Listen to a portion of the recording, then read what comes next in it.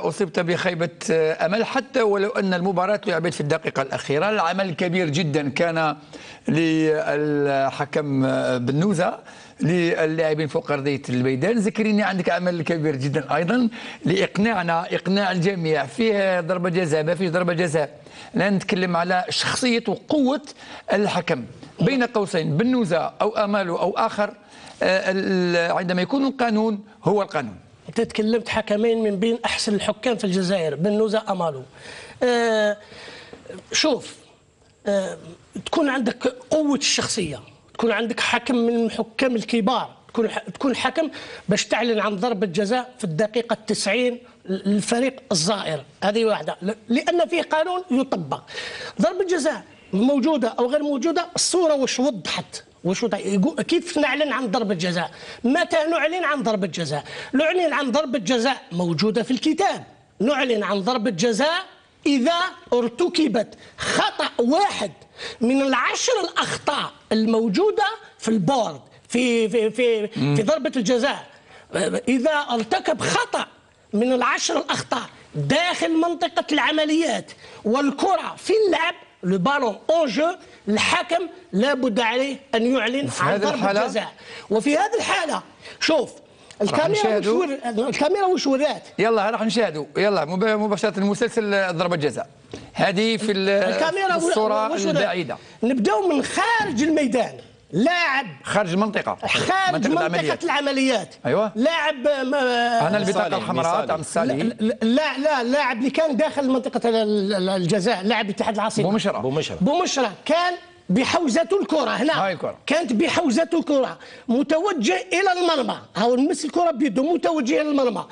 لاعب مصالي هنا مسك اللاعب خارج منطقة العمليات، خارج، ولكن الحكم اتحاد العاصمة كانت عنده مبدأ الأفضلية، عنده الكرة، عنده الكرة.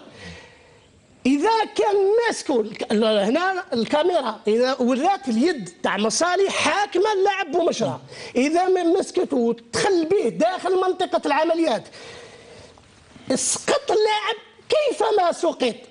ما نحوش عليه انا كيف اسقط، ما نحوش عليه كيفاش طاح. مو في خطا. يعني شوف اليد، اين هي اليد؟ اليد ماسكه يد بومشرة داخل منطقة العمليات، سقط. ضربة الجزاء موجودة زائد البطاقة الحمراء. لماذا البطاقة الحمراء؟ لأن اللاعب وحده. الدقيقة 90 الآن. شوف والدقيقة 90 وشوف اليد تاع اللاعب، نعاودوها. شوف من هذه الجهة. أيوة. شوف أين هي يده، شوف اليد ماسكة.